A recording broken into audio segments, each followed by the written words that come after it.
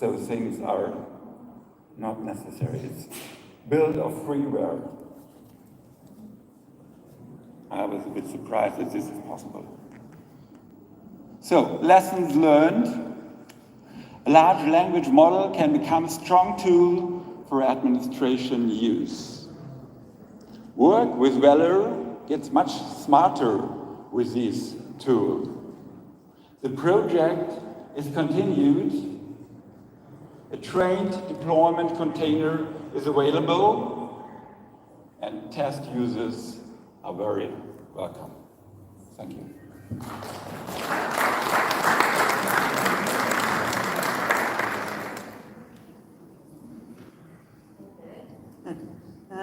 Thank you to Mr. Kern. It will be time for a very short question.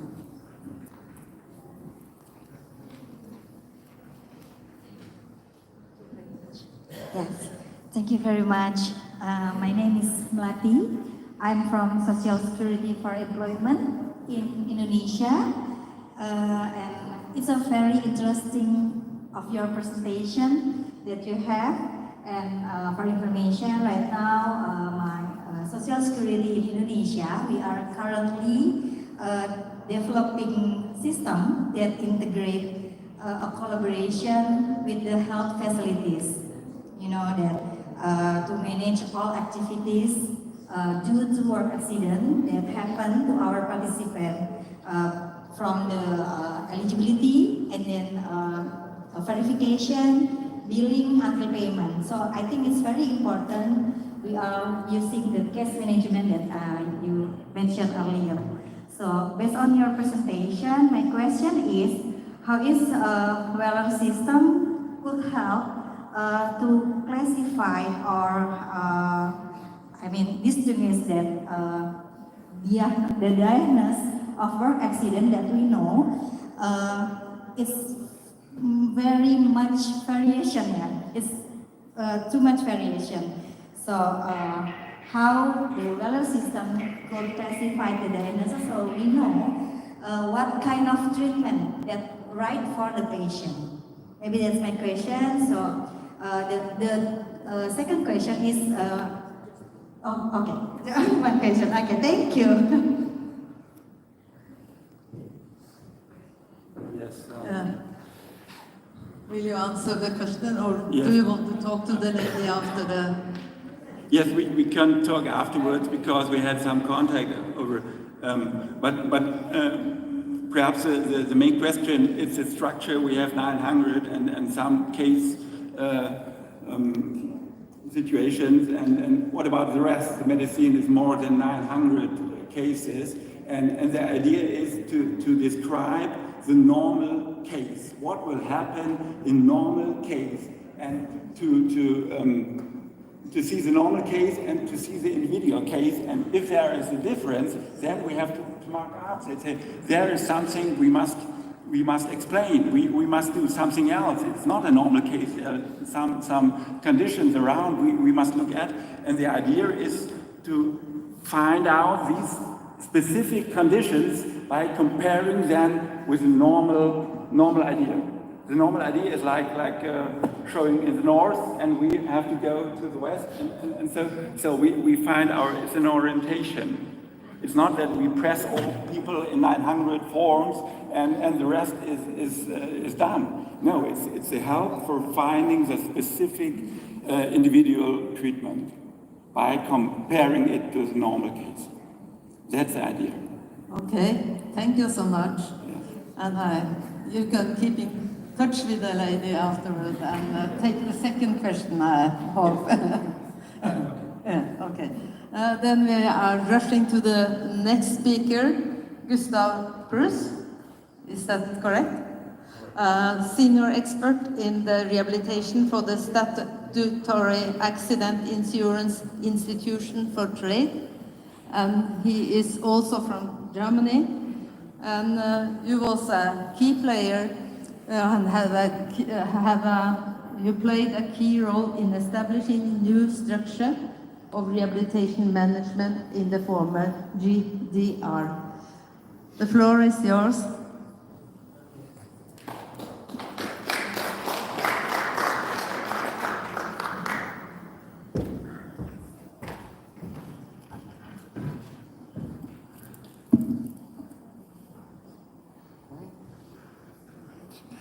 Yeah, thank you very much for the introductory words and the warm welcome to the even warmer Abu Dhabi. Allow me to give my presentation entitled International Standards for Qualification in the Area of Disability Management. I hope to demonstrate how the International Disability Management Standard Council, in short IDMSC, promote quality and consensus-based professional certification and program standards in effective disability management. Based on the current data, we took a look the last 3 days, enormously wide. Based on the current data for the year 2022-3 from the ILO, the International Labour Organization, there are shocking numbers. 3 million people internationally suffer from work-related death, work accidents, and occupational diseases.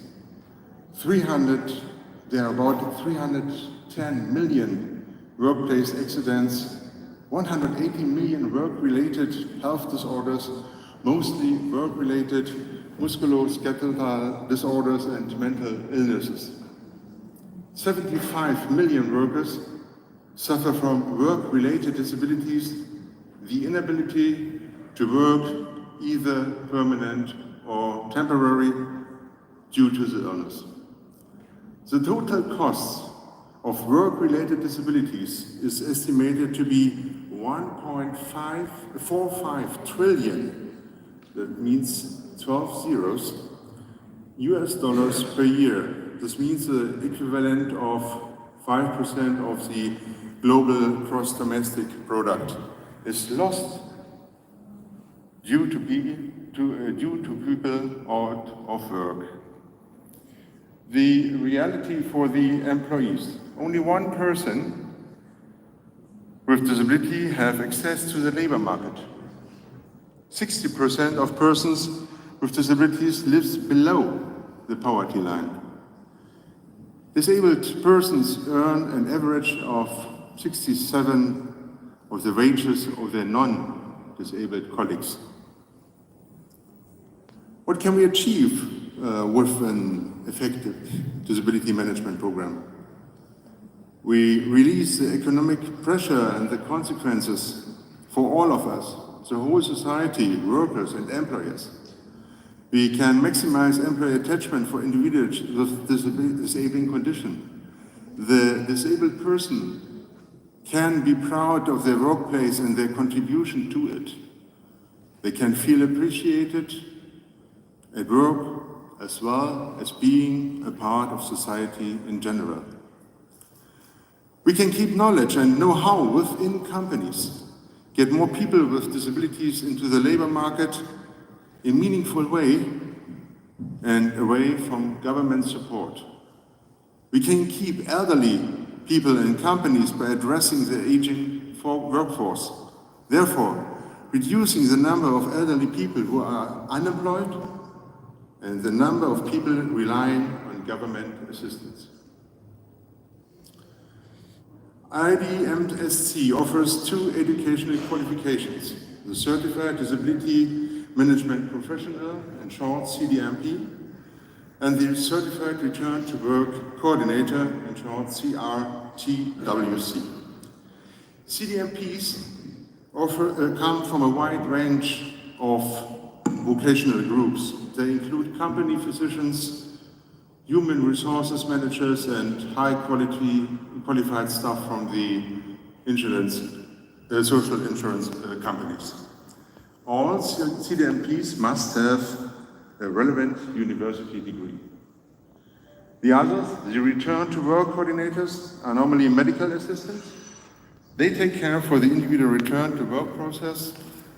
For both positions, participants must be skilled in disability management, theory and practice, injury prevention, safety, health promotion, and wellness programs, early intervention, and formal return to work measures. They must also understand legislation and the benefits available to their companies, labor management relation for their countries, and knowledge of policies and procedures which are jointly endorsed by employees, unions, and management. They facilitate disability case management and early intervention, combining these with individual return to work programs.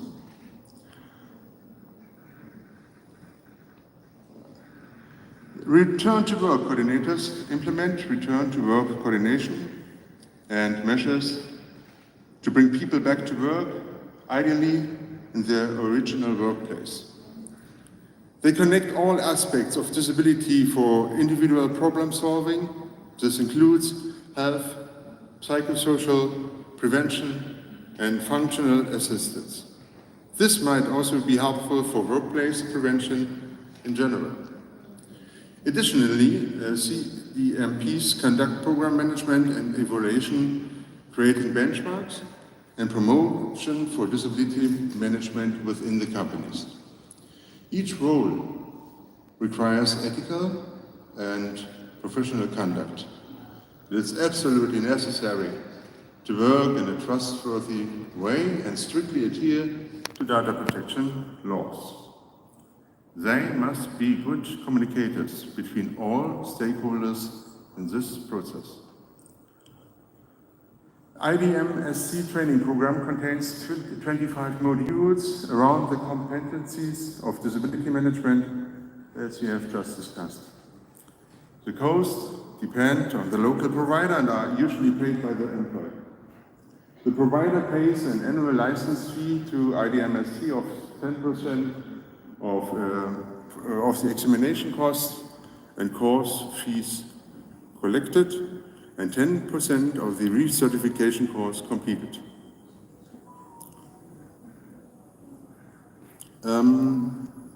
This program is spreading all over the world. From A to B, it is very successful. In 19 countries, disability management is as a helpful tool recognized. We are short on time. I come to the situation in Germany. In all, there are 2,622 graduates of the program in Germany, of which is a very small percentage age the VRTWC, the Return to Work Coordinator. It's only 2%, 41 people have passed this exam. The bigger slice of the cake is the CDMP. In Germany, we primarily need personnel who, in addition to individual solutions, can also set up the necessary structure in the companies.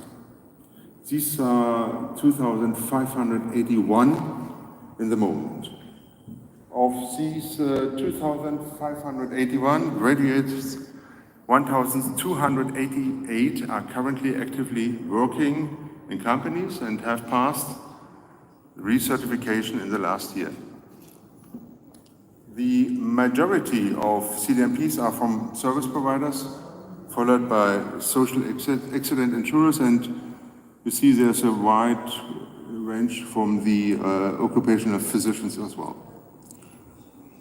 I know, Gregor, you are strictly guard for time. And you as well. Further information you can find on www.idmsc.org, and thank you for your interest, and I'm looking forward to the discussion later, and I'll be available for any one of you if you have certain discussions like I suppose I can get from Botswana, and thank you very much. Thank you, Mr. Kraus. And you was very clever to keep the time, so thank you. But I think we have time for one small question. Is there some question from the... Is everything clear? Oh. Yeah.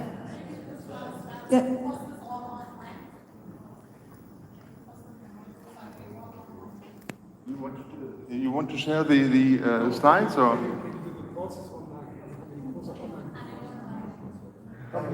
Not. I suppose they will work on it.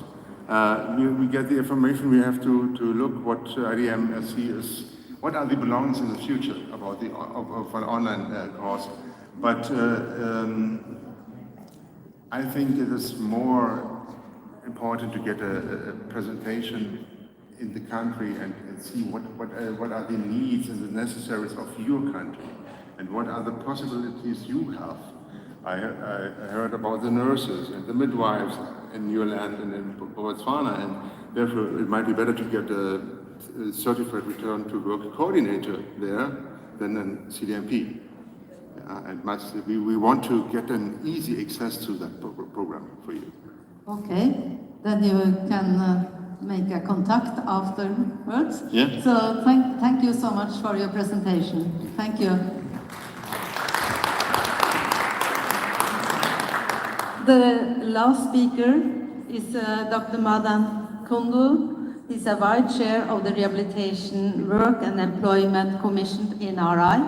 He's a professional of the Department of Rehabilitation, Disability Studies and Counseling at the Southern University in Louisiana, US. This position he has had for more than 40 years. Madam, the floor is yours. Thank you. Well, I know what are the previous speakers talks about it. I'm going to end with that. What does it mean, those areas in terms of UNCRPD? That is my presentation. So let's look into the statistics. Total population of the world is 8 billion. And people with disabilities in the world, 1.3 billion. That is 16% of any country. That includes 230 million children. And persons with any disability and disability in any country, about 16%. So in 2024, in the US, there's 345 million population. Out of that, about 55 to 60 million are people with disabilities, but it different country, the definition of disability. So I just looked into some of the statistics. The UAE, it has 11 million population, and that out of that, 1.7 million are people with disabilities.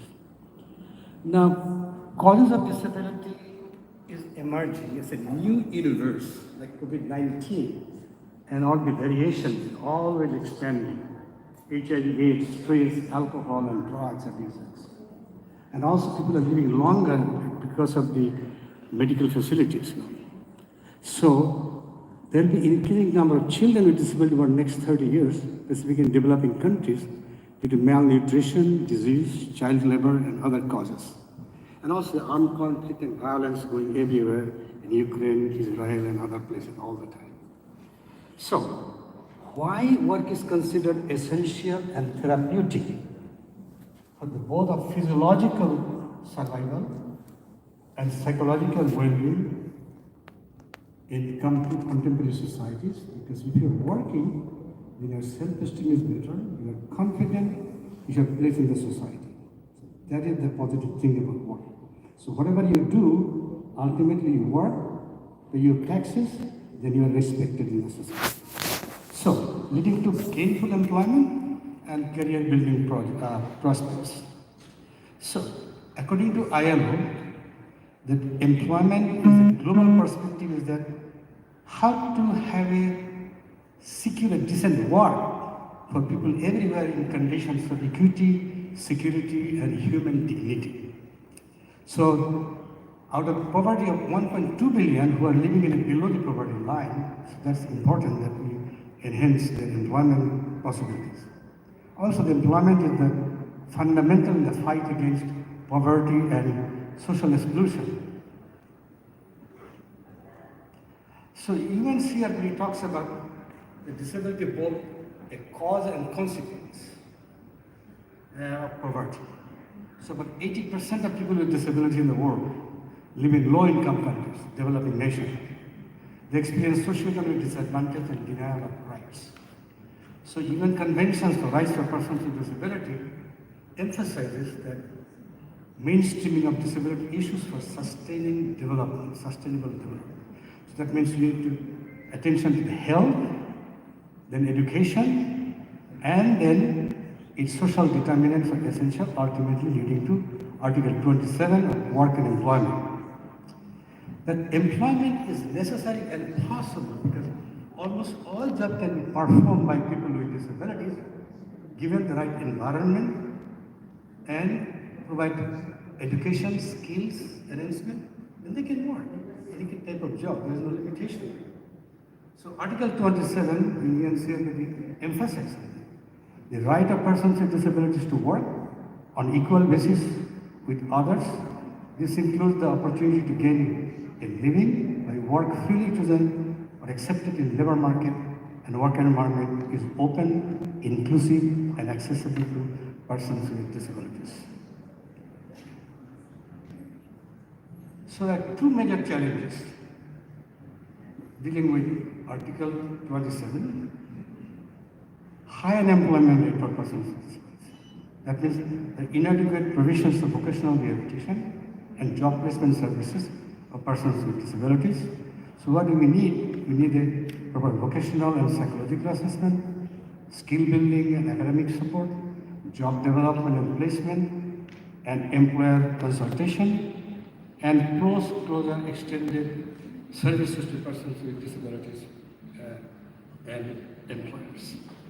That is the first challenge. The second challenge, the people who serve them, they need to be educated too. But the previous speaker talked about disability management. That is part of it. So, what we need in terms of our client with disabilities, with vocational assessment and evaluation, work adjustment, assistive technology, counseling and guidance, vocational decision making, and identify intervention needs and result in optimal outcome for career.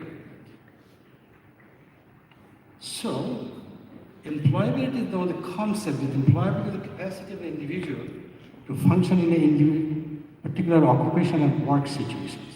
So what are those employability skills? There are general employability skills and specific employability skills. So it refers to that grooming, hygiene, attendance, punctuality, safety consciousness, frustration tolerance, work standard. I cannot talk about all the details given the time.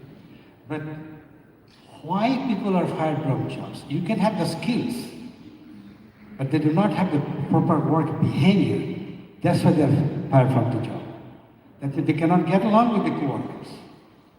They don't have a good relationship with supervisors, and their production rate, quality and quantity. So these are the reasons that they are fired from jobs. So these skills are very job specific, and this behavior known as general work personality are said to be required for every job. And client behavior, attitude, and skills are important in predicting job maintenance behavior. Now let's talk about specific employability. It refers to intelligence, aptitude, achievement, temperature, and physical capacity. These are not the maximum behavior, typically measured by intelligence achievement test. Physical capacity can be evaluated through the assistive technology, job analysis, occupational therapy evaluation, and medical examination that previous speakers talked about. This behavior can also be measured by non-test techniques such as interviews, simulated or actual work tests. Now, another concept of placeability. Placeability means for the capacity of the individual with a particular assets and liabilities to become employed, given the options of the current job market, that can obtain a job and retain the job. So it has nothing to do with the person's ability to perform the job. So for example, you can fall in love, you get married, have a family, but can you maintain the family? If you can, then you have good skills to maintain the family. But people they are not maintain their works and the family at the same time and other activities. That's why we have this marital problem. The same thing in the workplace, because we spend about most of the time in the workplace. We can get along with the co-workers, supervisors, not producing what they're supposed to do. They'll be fired from the job. They won't have a choice.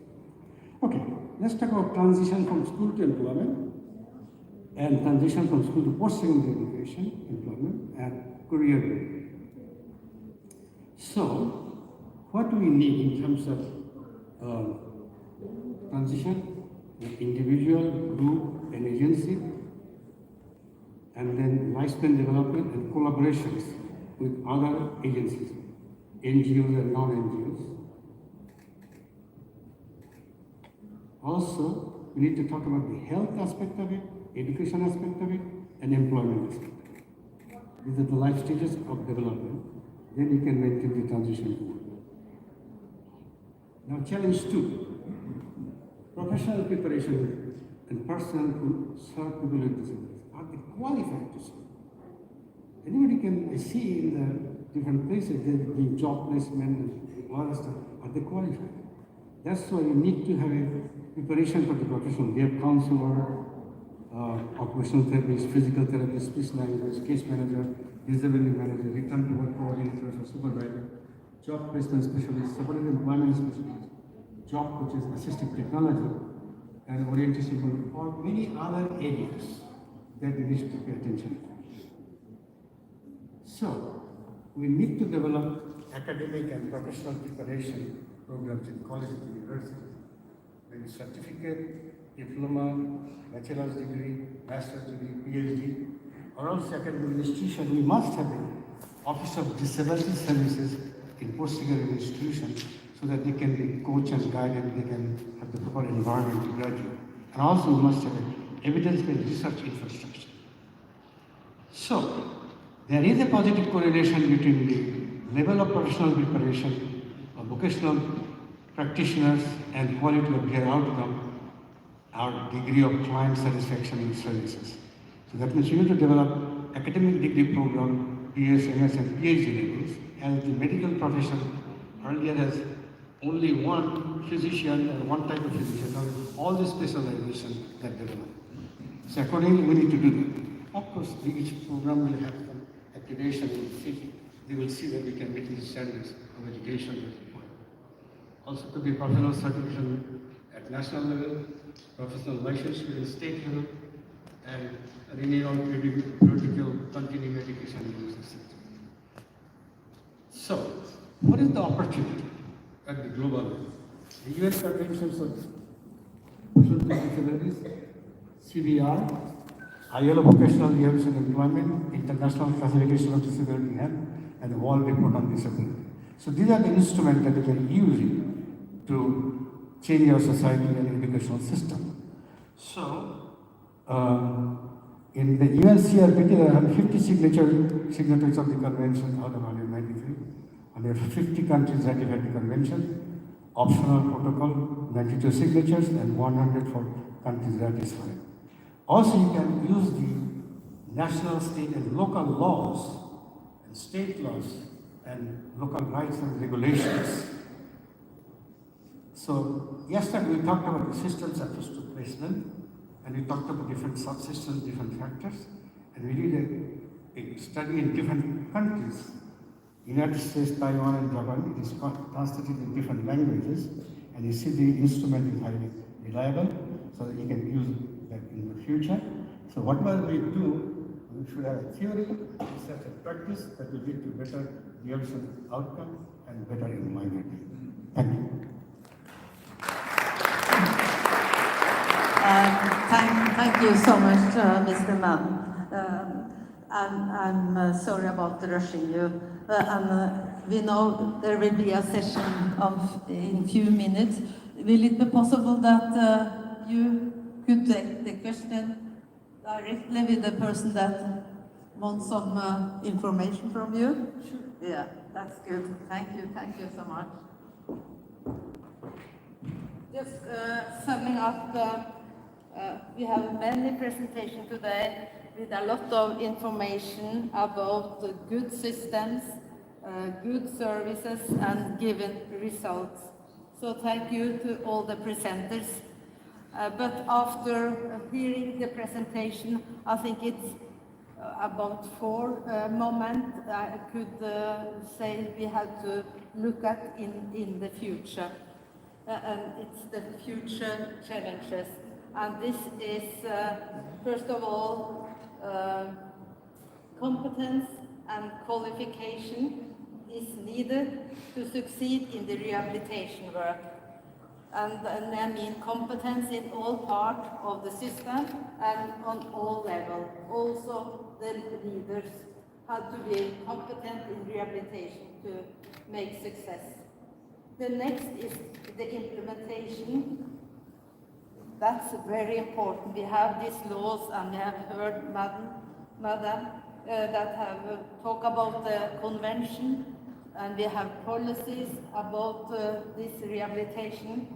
But do we have good enough methods and processes in the implementation process?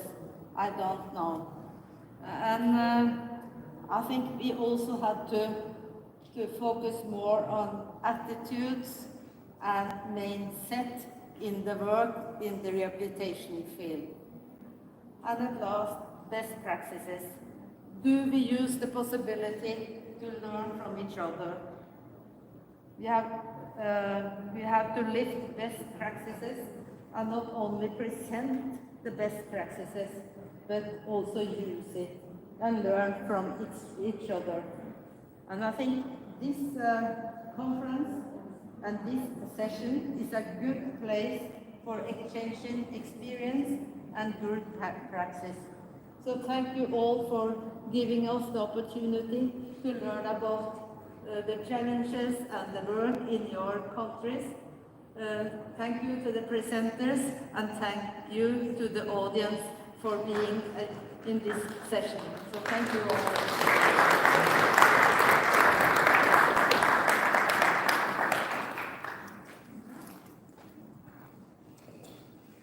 The speakers of the session, please come to me. For those who have not yet received the certificate because we went to another session, there's now the chance to make a picture line take over of the certificate.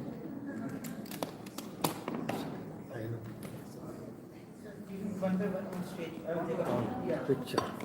Then one group picture.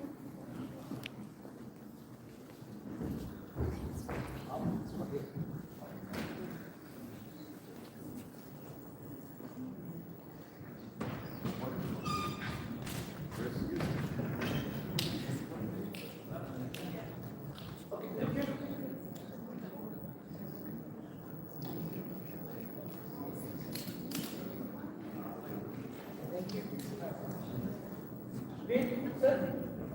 Wait for group pictures. Wait. Stay one side. One side. For two pictures. Okay.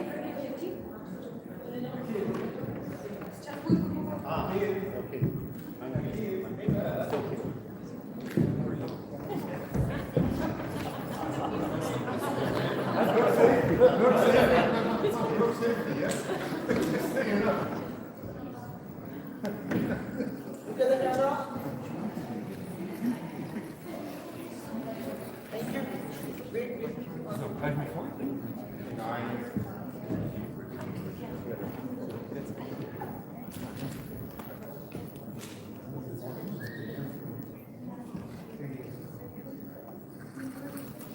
Now also.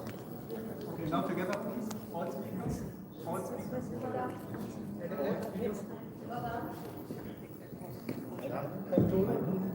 I don't think I was. No, the photos. Oh, photo. Hold.